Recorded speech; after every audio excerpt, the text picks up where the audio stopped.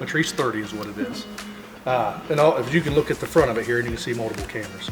So this is a field of view, so it's basically just showing you a field of view straight ahead so you can kind of see what's in front of you. Then you have a thermal camera, and then you also have just what you would call a regular camera, kind of what's on a camera.